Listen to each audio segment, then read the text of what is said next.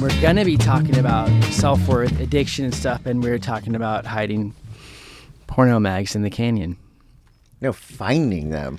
But I was the one. You were hiding them? I was finding mine. them? Wow. Did I ever tell you about when I came home from school and my dad goes, got a call from the principal today? Yeah. I did tell you that? No. Okay. And then I'm saying, yeah, tell me.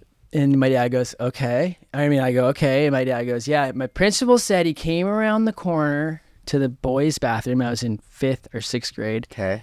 And there was a big line of boys lined up outside the boys' bathroom. And when he walked to the front of the line, you were there. Me? Me, Brandon. Oh, okay. You were there selling clippings of my Playboy magazines. You did that? Yes. Clippings. So I was on one knee and I was selling clippings of the Playboy of my dad's. I had a pile of them that I had stashed. Some of them in the canyon. Okay. Because we had our own canyon. We had an island, like this canyon. I'd stash them there, but I would take a couple a day and I'd figured out how to open up the sink in the bathroom. Okay. And shove them in there. And then I would sell different sizes, $quarter for this one, $1 for this one. This is your first business. This is my first business. So this is the funny part of the story. So then I go, and then my dad goes, where are they? And I go, they're in the canyon. You know, they're like, I got to get them for you. But he told me in hindsight that after he was trying to keep a straight face the whole time because he was so excited that his son was a businessman. He'd called his dad, my grandpa, and goes, can you believe Brandon's selling these Playboy magazine clippings? And my grandpa goes, that's our boy. That's the Parkhurst selling them. Yeah. You know, that's something that some parents would be really upset about. That's something that other parents would do that same reaction that your dad had, which I feel like is more my parenting style, because there are certain elements to what you did that are so great. It wasn't great that you betrayed your dad's trust and went into his private space and took his Playboy magazines. What was great is you identified a need at your school. These kids needed to see nudity. The demand was there. Obviously, there's a line. And you were an entrepreneur. So your entrepreneurial spirit did push you into a bit of a criminal element, but you got caught. You learned your lesson. Did you sell any pictures from your dad's Playboys after that? Or did you just give them away? I had to bring him back. No, I didn't. I never learned my lesson. You know, consequences never really worked for me. Right. If they did, I would have been a good little boy at 18 years old. We would have nothing to talk about if consequences worked for you. Well, people talk about like with, you know, addiction and stuff like that too. Consequences never worked for me. Right. Threats.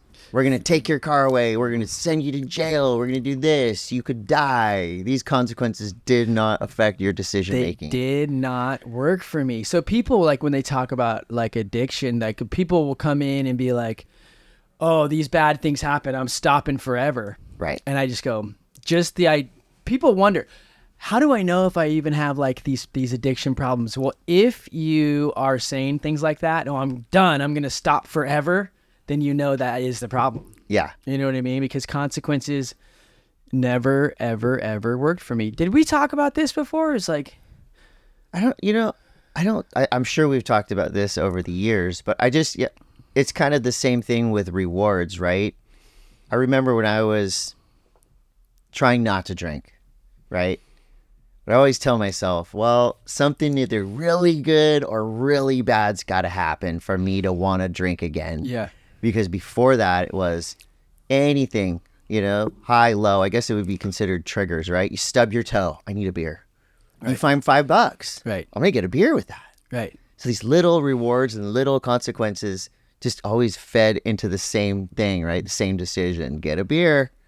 And that was kind of a hard switch to turn off, right? Right. Because those things happen to you all day long. Your friend from high school calls, haven't seen you in 20 years, let's meet for a beer. Oh, there's your reward. You right. can connect with your buddy. Or, you know, I went surfing, I broke my favorite board, and I'm kind of sad. I should probably have a beer. Right. The Chargers won. The Chargers won. Let's fucking Chargers lost. They missed a field goal. That's Chargers on won. me. I need Chargers a beer. won. Let's get loaded. Chargers lose. We better get double loaded. Hey, you're getting married? Let's get loaded. Let's get loaded. You died? Your friend died. Let's get loaded. He right? would want us to get It's loaded. almost a good topic because you quit drinking for a lot of years. Yeah. And now experimenting. Me too. I quit for a lot of years, and we both did it in different ways. You were able to quit because you're with kind of like self-will. Yeah. I think it was a little false start and then a full stop. Yeah. Because when I woke up the morning after the last big bender, that's it. Mm-hmm. I'm not drinking again for a long time. 4 days. I'm not drinking again for at least a week. Yes. And then 2 days later, I'm at happy hour and I'm drunk. And I go, okay, well the false start with the 2 day break in between with I guess it would be, I don't know if there's any date or time scenario where you can just relapse, but it was basically me going against my own self-will. Mm-hmm. And that was kind of my wake-up call of, all right, dude, you don't have control of this. Right. And so from that day, Yeah. the second happy hour, the last happy hour, Yeah. that's when, the will came. Right. I don't think you can manufacture it. I think it has to come to you, but I don't know because Right. that's just my experience. Well, totally. And it's so great because actually when people come in and they want to quit something, like the 12-step book will tell you, go out and try and do some controlled drinking. It says go out. It's like so when you come in, they say, okay, well, you don't know if you have a problem. Go out and set a limit for yourself. Go out for a week and try and drink 2 drinks. Yeah. And if you can do that, then you probably are okay. But almost without fail, if you're coming in asking those questions, generally you can't do that. So when you come in, you said, okay, I'm going to take some time off, 4 days or whatever. Yeah. And then you drank after 2 and you were able to bring consciousness to the idea of this is the problem. Yeah. Right. So, and mine was different than that because I was like, even beyond that, I was like, okay, I try and set boundaries for myself and I would go overboard, and I knew that I couldn't stop it myself. This is important to talk about because we're going to wrap it into how the time we took off from drinking, right? But and for me, it was heavier drugs, right? Yeah. For me, I never really just drank a bunch. It would always make me want to do There's a real escalation. With heavier drugs, yeah, too. So when I got into the heavier drugs, but what I think I've said this before, but it's like someone asked me, stop me if you've heard this before. Someone's like, can you keep yourself off of the drugs? I'm like, no. He's like, can your girlfriend keep you off the drugs? No. Can your mom? No. Can your dad? No. Can the cops? That's what he said. He goes, if you were standing in front of a judge and the judge said, if you get loaded again, you're going to jail for 10 years, would that keep you off of him? I was like, I'd like to say yes, but I'd like to just get loaded one more time if that's okay. That's okay. Yeah. But I would like to say yes to the judge, but I don't think so. And he goes, so, well, there's 7 billion people or whatever back then, 12 years ago, there's 6 billion people on planet Earth. Can any of them keep you off of the drugs? And I go, no. And he said, well, then you might want to get on your knees and pray for a miracle. So it was a little different, right? So I didn't wake up one day and go, like, let's get super spiritual. Right. And then work on this problem. It was like, I have this problem, nothing's going to fix it. So I had to get into spirituality, which turned out to be one of the biggest blessings for me. Saved your life. Right. And now let's talk about, because I would never want to promote to anybody using psychedelics or trying to manage your drinking. I would say, how important was it for you just to have a lot of years without the thing that was impacting your life in a negative way? It was important because during this time, right, drinking was always a positive or negative crutch. You know, again, the reward, the consequence. And for me, I just kind of used it to the point where it just numbed everything. There was no real highs or lows. It was kind of just straight numbness. And so when I quit drinking, I quit everything, sober for 4 or 5 years.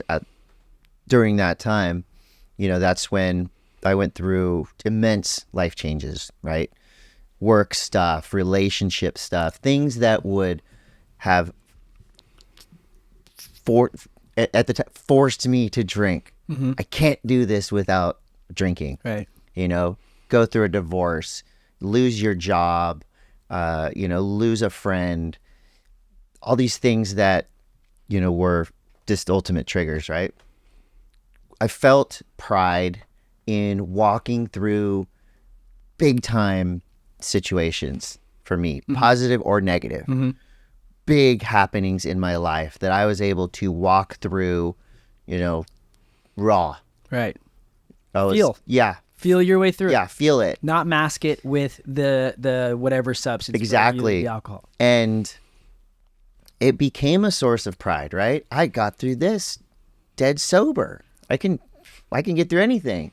And so just those little wins, right? The little victories that you have even through the day, or if it's a big life thing, those little victories gave me a lot of energy, and they gave me a lot of hope.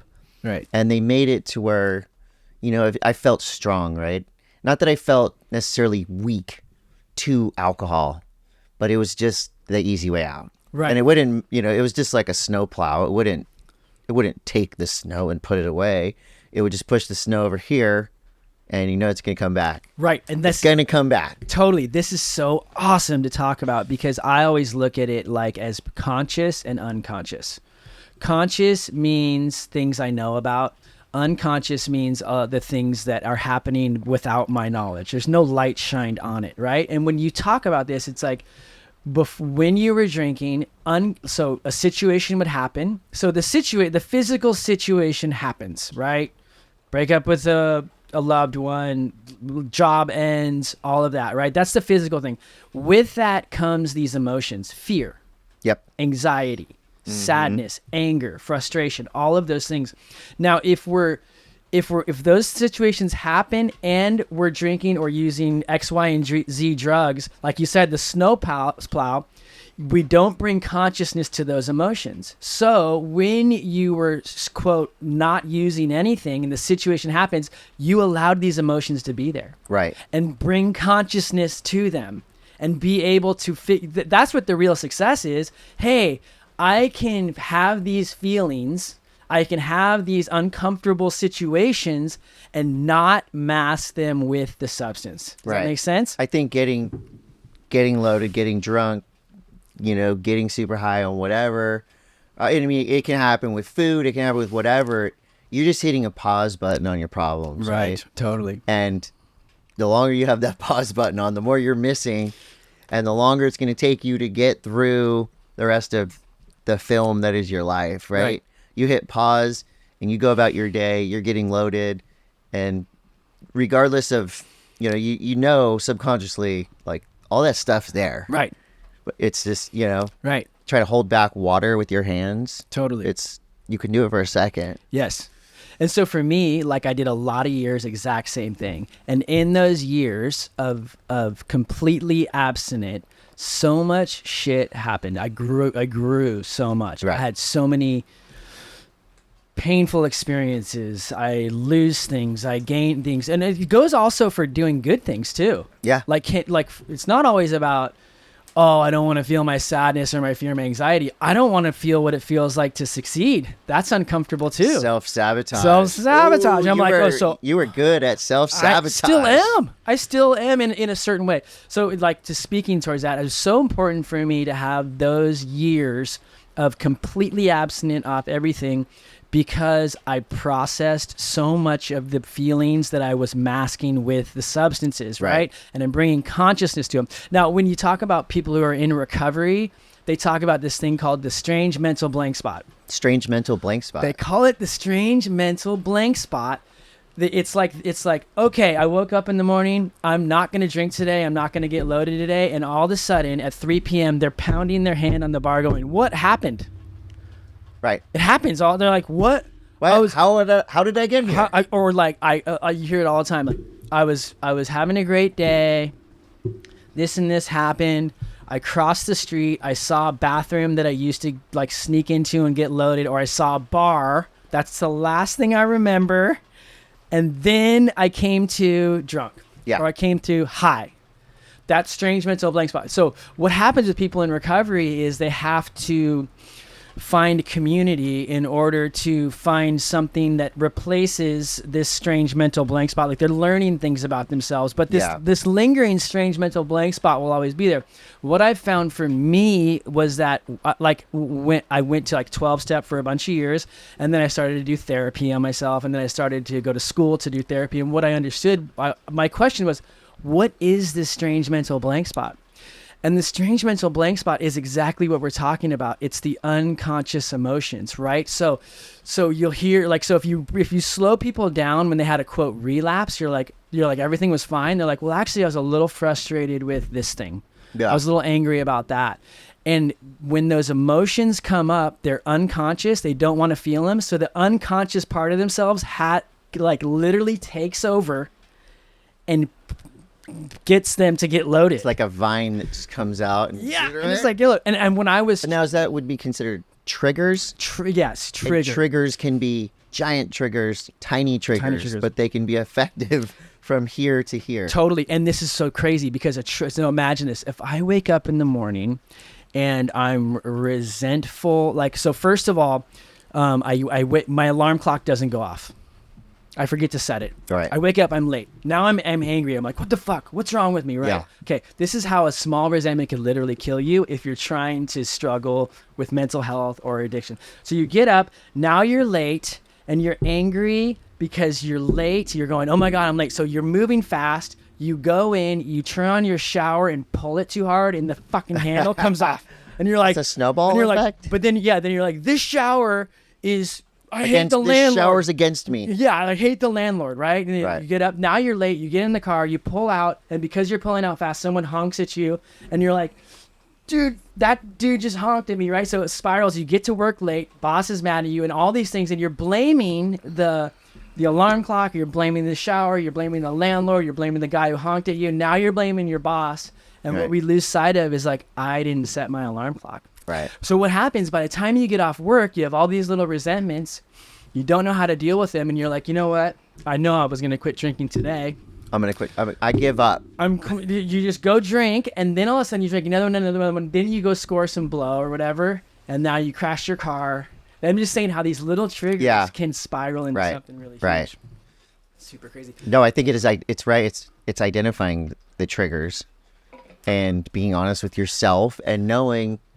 Because things happen to us all day long, right? It's this back to like stubbing your toe. You stub your toe, who do you have to blame, right? God? You blame the city planner for the sidewalk, I think those moments, right? Those moments are extremely important throughout your entire day. And you can't go around just thinking like, oh, I stubbed my toe. What does that mean? Right. But you just...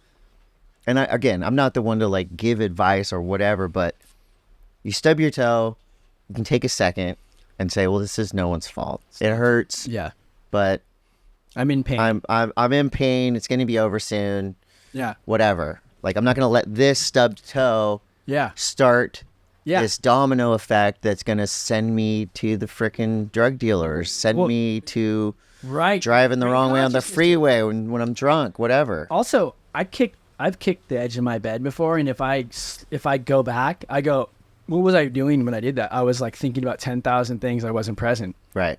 So it even teaches you that, So here's the point. I'm kind of like, if there is any point, I used to get loaded because I didn't want to feel my anxiety and my depression and all this stuff. Yeah. Right. It was like so uncomfortable to me. So I have this years of abstinence, and I start to feel all those things. And then I bring consciousness to them, and I go down the rabbit hole. It's a lot of old trauma.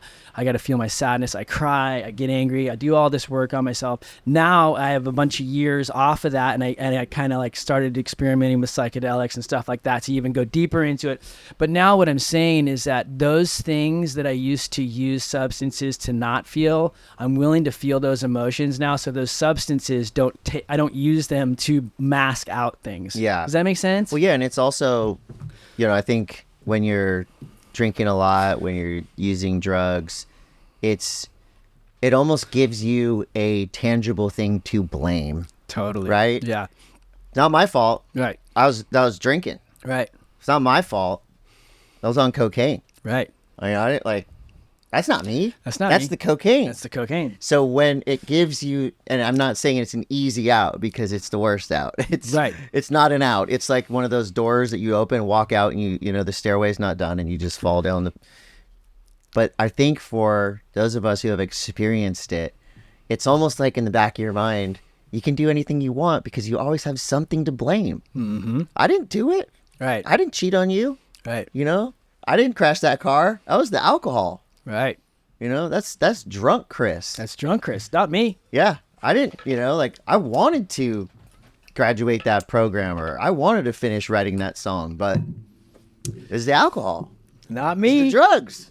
It kind of leads into this question. Oh, are we going to go question time? So this is something we talked about in our pilot episode, Yeah.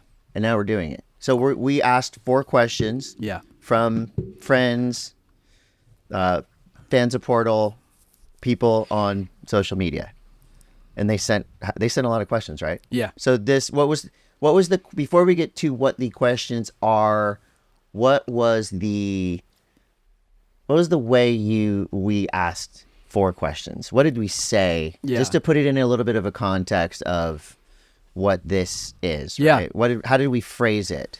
Send us your questions because we all struggle. Okay. I struggle. You struggle. We all struggle. The whole intention behind Portal is to have a community place where we can all own our struggles and kind of like, for instance, if you have a question, you say you're struggling, it gives me permission to struggle as well. And then after that, I kind of started thinking about, God, I really freaking hate it when somebody tells me what to do or what the answer is. So I was like, and me and Chris, we don't want to come with this idea that we have answers either. Yeah. We're just going to explore them.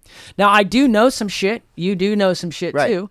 So the whole idea is that we're not going to answer these questions. We're going to explore them and relate them to our own experience. Yeah, I think a big misnomer of therapy, psychotherapy, whatever, is that a lot of times when you go in for the first time or the first couple times, again, you want that, okay, here's your homework, here's what you need to do. Right. You need to do this, this, and this.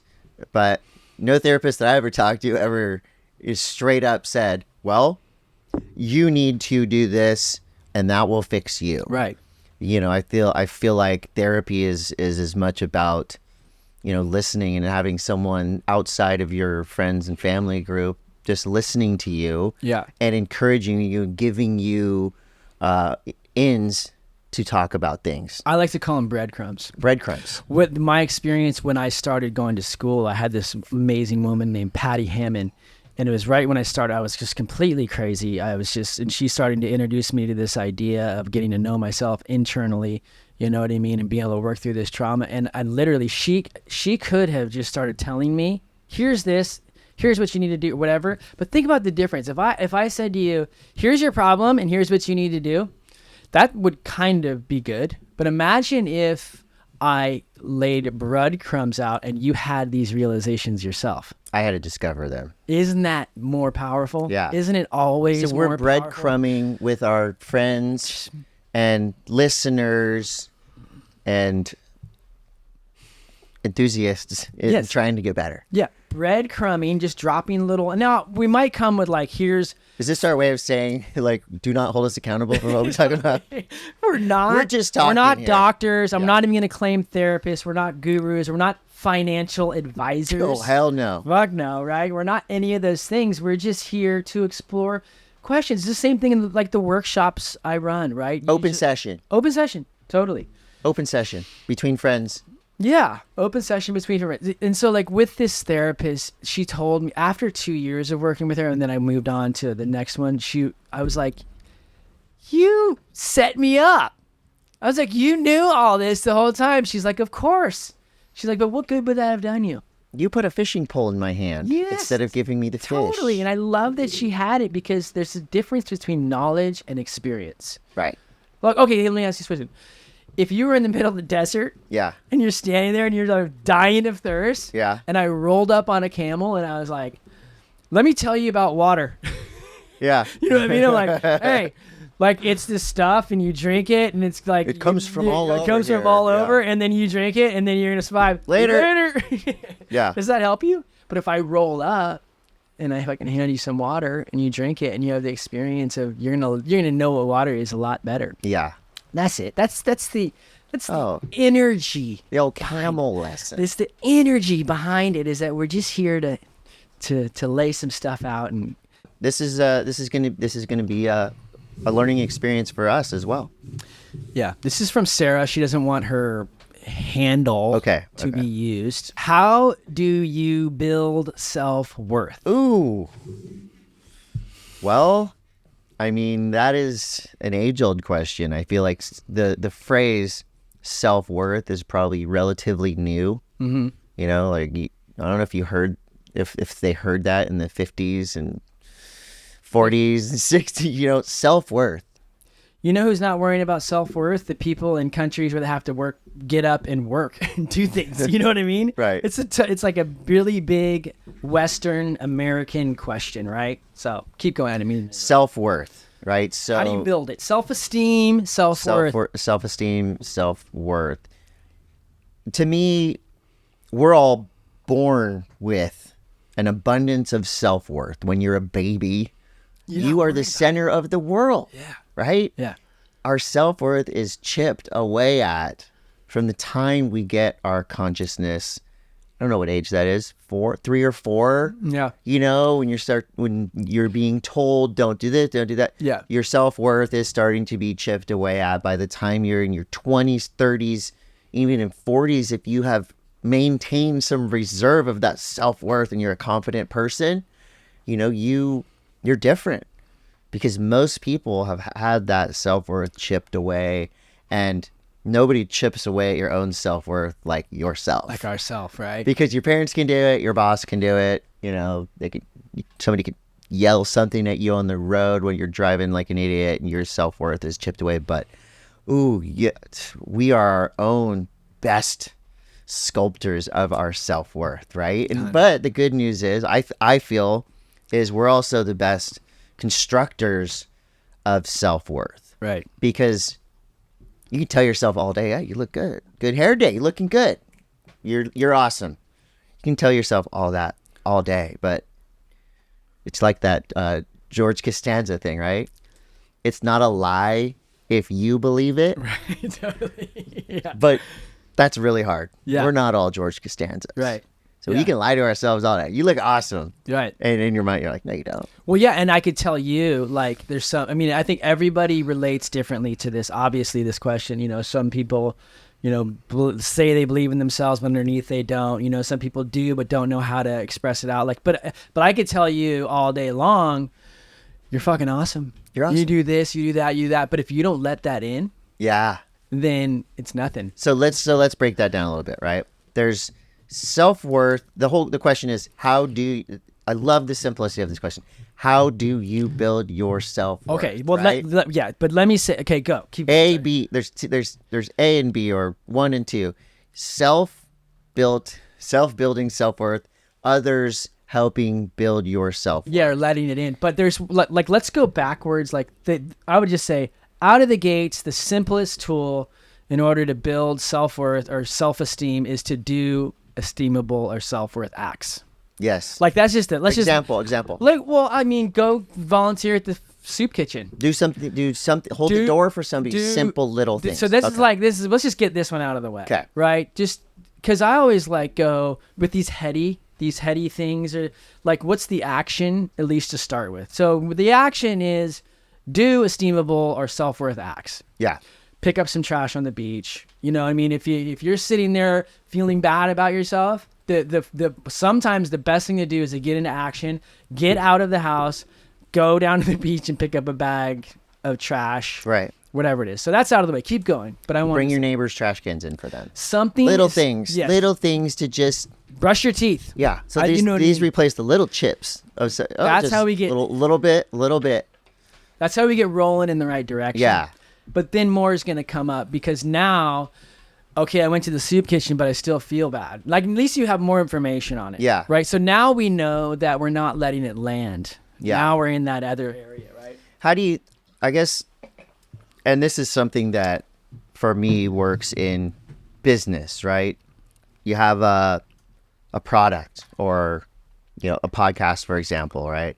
And you're doing this thing every week, and every week you're selling your sponsors wares, and it's repetition. And regardless of the messaging, when you're repeating a brand name or you're repeating a service over and over again, inevitably it's going to go into the subconscious of the fan or the listener. And when they're at the store and they're like, oh, Bachan's Japanese barbecue sauce. I don't know why I like this, but I want this. I'm getting that. Yes. And because I heard it every single week on yeah, the Monday Mass, World's Greatest Action Sports Podcast. Yeah. I'm not using this platform Yes. but I feel like the self-worth conversation can work like this in ways. Yes. Through repetition. Right.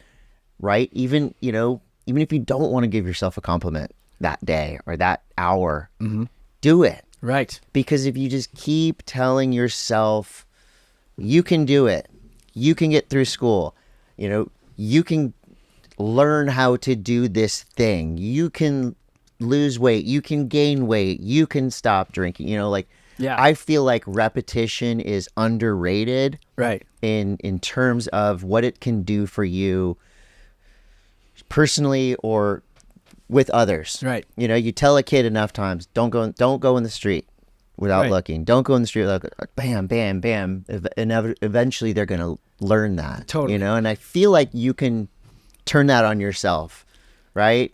Hypnotize yourself. Okay, you're giving me. Are we exploring here? We are exploring. While you're saying that, I'm having this whole vision. Well, what if we split it up into 4 things? We don't have to spend forever. Quadrants? Quadrants. I love Well, we have quadrants. body, right? Well, let's just say the body is the action. Okay. Okay, so you can That's go. the service. The that's service. the, Okay, action. Okay, my body, and then you're talking about the mental.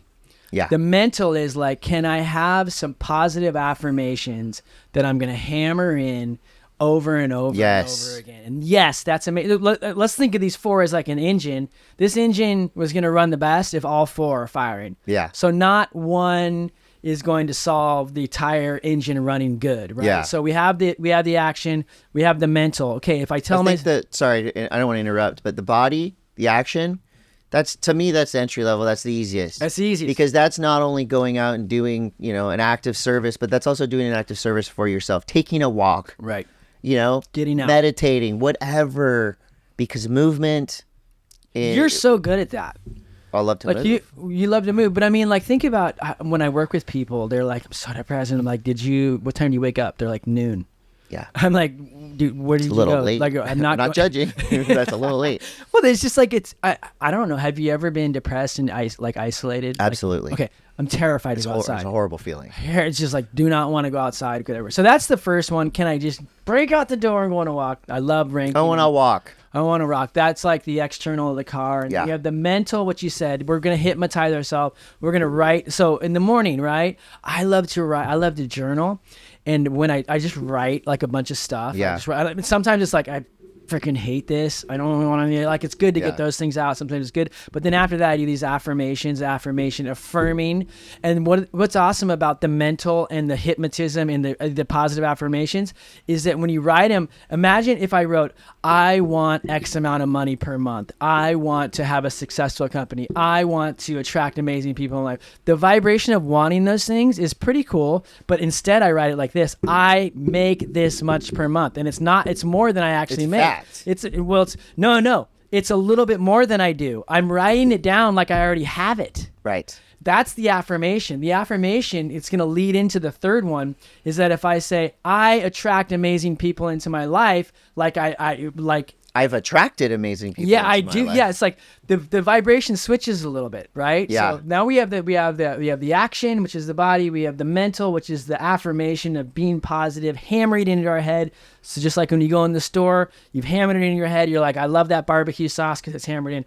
Now the third one underneath would be the emotional, Okay. because if This is when we're starting to get a little bit more advanced. a little bit more advanced, right? Self-worth, right? I can tell myself all day that I'm good, I'm a good person, and that helps me, it keeps me positive, keeps me going. But then underneath, it doesn't matter unless this underneath part feels like I'm worth it. So I guess the question within the question is, building self-worth is the entry point, but you can feed that in. So how do you open up Right. And let that, because a lot of people have a shield over their heart, whether they like it or not. And the compliments come in and they bounce right off that shield and trying to get through that shield. Right. You know, if a stranger walks up and says, wow, you look happy today, or like, wow, you have a great smile, whatever, those pants look great on you. Right. You know, I think there's a lot of people that just that shield is like, well, or when a stranger says it, it goes in. Totally. When a loved one says it, it's like bounces off that. It's so crazy because sometimes I'll work with couples, right? And they'll start out like, he doesn't see me, I'm doing all these good things, and like, I want to be seen in this place, whatever. And they start working through, and then one of them will actually give the other one what they need. Like they'll go, oh, you know what? You're right. I don't see you. And it won't even land. Yeah. They'll just be like, on to the next thing. Well, you don't do this. I'm like, whoa, hold on a second. Yeah. You literally just got what you wanted. He's saying, or she's saying these things, and we won't let it in, right? So you ask, how do we make that connection? Well, you said it earlier on. It's like at some point when we're young, this is where like the therapy part would come in. Like, here I am, I'm being positive in the world. I'm saying all these things, but I'm not manifesting what I want. I still feel uncomfortable. I'm still anxious, but I'm saying all these positive things. So the engine's only half running. Is now it's time to maybe go backwards. Because like you said, we're born whole, right? We're born like, have you ever seen a baby play? Baby on the ground? Like processes through, they're happy, like laying there, and then all of a sudden they're angry and they throw something. Mm-hmm. So and then they're scared because the thing's going to come back, and then they start crying, and then they're happy again. Yeah. Baby is not holding back. It's just like ready to meet the world. So at some point, that baby, that as the human organism starts to grow, the energy on the inside gets smaller. Right. And it's not a bad thing.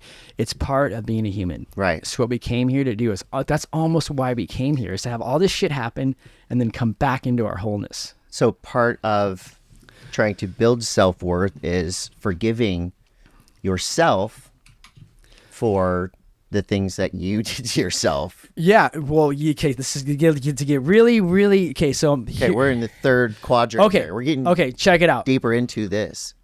Okay, little kid wants a cookie from mom. Okay. And he goes, I want a cookie. And mom goes, no, you're not getting a cookie. And the little kid gets angry. And the mom goes, angry boys don't get cookies. Right? As a kid, what do you hear? You don't hear that. You hear this. Angry boys don't get loved. Ooh. It's different, right? So what happens when we're young is, although parents are just being parents, and maybe they're distorted and maybe they're doing mean shit, they're trying to do the best they can do, we have to take into account what the kid is actually telling themselves about what's happening. Right. So for instance, my dad loved me. I know he loved me when I was a kid.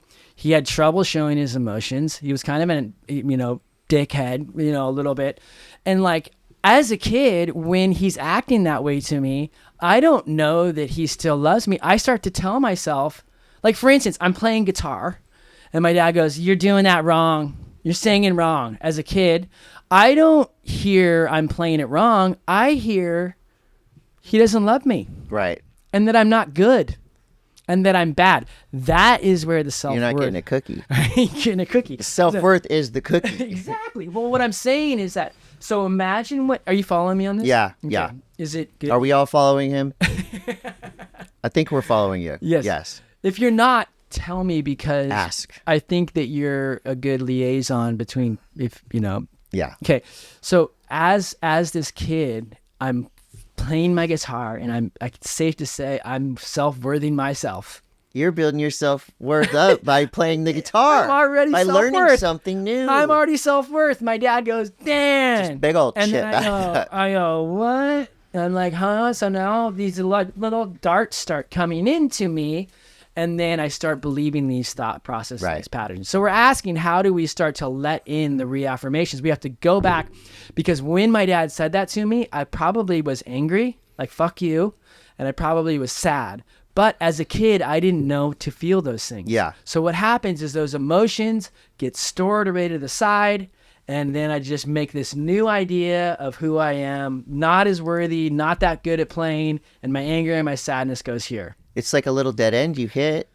and then you backed up a little bit and you're like, well, if I go I'm this gonna go way, that way, right? but this dead end is still there, Yes. lingering. Exactly. So Building self-worth, you have to go back. feel the pain of when it was taken away. Right. And, I feel You don't like have to, but you probably part it of can it. help. I feel like the word or the term compartmentalization is has somehow gotten a bad rap, and this could be a psychology thing I know nothing about, but compartmentalization, when you go back into your own mind, your own experiences, right? Like that's a compartment. That's a little, like a cassette or a video tape of what happened to you, and it's there. And so it's like when you're editing, you scrubbing back, you're like, I need to go back to that one thing, and then you find it and you block it off and then you pull it out, right? Enhance. Yes. Enhance. Look at that. Feel. And go, well, okay, you can't go back in time. You can't change what your dad said. You can't change what you said, but you can look at that. And, I feel like either through therapy or just through self-analysis. Self-analysis. With like we're doing now, right? Yeah, you can look at that situation and go, okay, well, I see what that did to me. Exactly. And, again, whether you want to forgive it, whether you want to just delete it, annul it, whether you want to take from that and then kind of like put it back up. Like, I want to put this back up here and kind of like live with it for a little bit. Yeah. That to me is that's a self-worth builder, because you've done something. Right. And you're not going to solve it. You're not going to say there's no solving. There's no solving. There's but integrating. You've done something. You've tried. You've integrated. Okay, so like I walk in at whatever age I'm at, 30 years old, and there's a bunch of people talking at a party. You're 30? No, this is an example. Okay. 30 years old, I go in, I'm like, oh, this conversation's happening. I just feel so separated from everybody. I'm anxious. Yeah. I don't understand what's happening. I don't feel worthy of putting anything in the conversation. I leave the party, I go and get with a friend, or I start to analyze, where does this come from? When I was a kid, my dad never saw me. I just feel that pain, and I just go, oh, that little boy was hurt, and that's what was happening at the party. It doesn't have anything to do with the people there. It has to do with my old behavior. But if I feel that area, the next time I go back to the party, maybe I'm not all in the conversation, but now I go, oh, this is what's happening. Yeah. I'm not bad. I am worthy. I just had some stuff go on when I was young. That's the connection of them two. Yeah. Those two, right? So we're spending a lot So of that's time. 3. Okay, that's That's 3. 1, 2, 3. Now the 4th. What do you think it is? So we have body. I'm leaning mind. on you for the 4th. You're going to have me. I'm really good with the body and the mind part. I think we would be good with just those 3. Yeah. But let's throw one more in. Yeah. And I think spirituality. Okay. Because in any form you choose. Any form you choose. And even if you're like, no, that's fine too, right? But what I'm saying is that something created this matrix we live in, right? There's something out there, and my experience is when I've spent time, I am it. Right. I am it. I am a piece of it. You know Yeah. what I mean? When I go inside myself, it's not a guy in the sky with a beard. It's not. And that's why you wear all these necklaces, right? You can't even fathom. To identify that you are in it. I don't have any. The last one is that I am ultimately part of everything. Yeah. And you're worth it. And I'm worth it. Exactly. It's like this biggest place. Like you don't really need to have this spiritual part if you're just kind of in the action. But like if you go into this place of like, oh, geez, man, I got a lot of stuff happened when I was young, and I'm scared in front of people. Like if we just go, hey, I'm part of all of this stuff. There's some piece that for me that comes with that. Yeah. And that's, I kind of think of it as, right, the universe. I let the universe guide me to a certain extent. Yes. I'm controlling things to the best of my ability, but the universe ultimately is what is guiding me. Yes. And I think just allowing yourself, giving yourself the credit, because people can feel so small. We can all feel so small at times. I'm nothing. I'm not giving anything back to anybody. I'm not, we can all feel that way. So I think just a little bit of acknowledging that you are a part something all of this. Yes. Right? I love we it. feel alone all the time. We feel, isolated, all these things, but just giving yourself the leeway and giving yourself the credit to, to let yourself know that you are a part. Without you, none of this is going to work the same. Exactly. You need you. Yeah. You need to be a part of this. Right. So our hypothesis is pretty broad and pretty loud, but let's just go back real quick and just simplify as much as we can. And again, we're not telling people what to do. These are our simple thoughts. A, the physical, whether that be acts of service, whether that is just getting out and taking a walk. Action. Getting into action. Okay, physical action. So the mental is the act of telling yourself good things, building yourself up, and also accepting what others say. Listening, like listening, letting it in leads into the third. Okay, and a little side note: what if people say bad things about you? Ooh, that can equally. That's a whole different thing. But what if I'm trying to accept these compliments or these gifts that people are telling me? Right. Wow, you're you're so smart. You're so funny. Blah blah blah. Like it's easy to learn how to accept those. But when somebody goes, "Oh, you're stupid," it still goes into the third one of the feeling. Okay. Because release it. Well, what would it feel? So you say, "Man, Brandon, you are just way off, and I don't really like how you're doing that." Yeah. Right. And I go, "Okay, that's an affirmation in my head," and then I can bring it into the feeling. Oh, well, that doesn't feel good when you say that. There must be a part of me that believes you. So now we're down. That kind of bypasses. Yeah. So the second one, that's pretty straight up. Mental. Tell yourself. Yes. Tell yourself these things. Repetition. Right.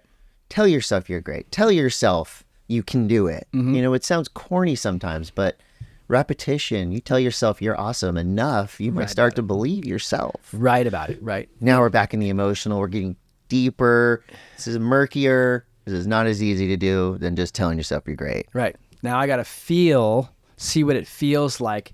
Not try and change my feelings around it. Explore the feelings that come up. So if I go, I am amazing, I am badass, I do really good things, and then on the inside I'm going, ugh, I feel anxious when I say that. Where does that anxiety come from? Yeah. Right? That's where we're going to go deeper and get support in that place, right? Or talk to somebody in that place. We're going to make the connection between the thought and the uncomfortable feeling into where did this pattern start? Because we can all agree when we were born, we weren't anxious, we weren't depressed, right? Yeah. So when did this start? Into the body. The third one is into the emotions, into the feelings of it, and be able to talk about, well, when I was young, things happened to me. Yeah. Right. And be able to process through those. And listen, it's not about fixing anything. It's just about shining a light on it. Identifying it. And if you identify, it doesn't fix anything. It integrates in to this place where it goes. There's the third tier. Third tier. And then the fourth one is how do we say spirituality? Okay, we'll just say this: the great mystery. Okay. I like to call the universe the great mystery. Yeah, it is pretty mysterious, isn't it? Yeah, it's just like I'm not saying you're God, you're the thing. And all that I know is that there's a deep level of love, even in the pain. When I get into my meditation, when I get into doing breath work, when I get into doing process work with myself, it's not about getting away from the uncomfortability. It's about seeing the love in having those things, right? So the fourth one is understanding that we are part of something bigger, and this something bigger encompasses all the darkness and all the light, and that we're in a process and we're working towards getting to know ourselves in a place of love, right? Yeah. Loving my anger, loving my frustration, loving my anxiety. If I wasn't anxious in a group of people, I wouldn't explore the deeper part of me of where I got hurt, heal that, and then be able to be around the people. Yeah. Make sense? The last part, not really. That's why it's called the Great Mystery. I do have a side note, a PS, a postscript. Something that we can all do, I think. We can all be critics. We can all, every once in a while, sound off on social media or tell somebody or think somebody like, this person drives like an asshole. Yeah. Trying to not do that as much. Not, like, this, I don't like the way this person serves. Mm-hmm. I'm going to say, this guy, you suck. Right. All right? That's not helping your self-worth. No. If anything, that's you're chipping away at your own self-worth. And I'm not saying constructive criticism, critique, like these are immensely needed in our world. Right. Because I think that's a builder of self-worth, right? If I say, look, here's the problem, here's maybe an idea, but ultimately it's up to you, right? Like constructive criticism. And here's what I observed. Not everybody wants it, but I just think like if you're in the habit of saying lame shit online, this is just one little line item in your life. If you're in the habit of saying lame shit online, if you're in the habit of, tearing people down to make yourself feel better, that's not going to work. Right. I don't think. Yeah, and ask yourself. That's going to chip away at your own self-worth in a big way. Yeah, and I like to say, ask yourself, if you are out there and you find yourself being negative towards other people, it's a projection of your internal state. Ask yourself this question: where did you learn to be that way? Was someone that way to you? Yeah. And almost 9 times out of 10, if you go really slow in that area, it's just a pattern that person has learned, and that their dad or their mom or their caregivers were that way to them, and they are projecting that out onto the world. Yeah. So the work in that place is to go back and feel what it feels like to have that done to you. I used to have this knee-jerk, now I consider it a little bit of passive-aggressive response, this knee-jerk reaction if somebody said something super lame to me online or, in person. Oh, who hurt you? And I would say it as a joke. But it's not a joke. No. It's not a joke. It's very serious. I stopped saying that because you're right, because somebody did hurt them. And me saying that to, who knows? Like let's say in private, and I'm really concerned with like, hey, did someone hurt you? Can I? Right. And that's like, bringing that up is way beyond a response on social media. It's way beyond a little passive aggressive. Yeah. Because I used to think it was almost like, ooh, I got the perfect comeback. Yeah. Who hurt you? Who hurt you? Well, that's kind of it's a little side stab back at him. I've done that before with people. What do they call trollers that have done my posts, and then they trolls. And I'm just like, oh, you just messed with the wrong dude. Because I'll just be like, I'll just name their dad, and they'll be like, how did you know that's not true? And then it's like reversed. Do that in private. But then I realize that I'm doing that because I'm hurt and I want to get them back. Hey. Yeah. Okay.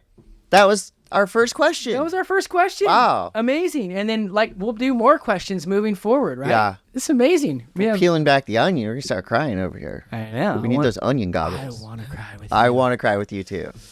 This feels really good. Yeah, that was nice. And if anyone out there did listen to the end, or maybe we just clicked this part, send us more questions. Because sometimes the stuff we talked about, there's even more questions that come for us to not answer, but explore. That's right. And this is the H37P podcast, help podcast, brought to you by What language Portal. is that? H37. H37P. Was it artificial intelligence Don't language? get me started with the name of that thing. No, I like it. I think it's great. And I'm Brandon, and this is my dearest friend, Chris Cote, and we love you guys because we are part of something bigger. That's true.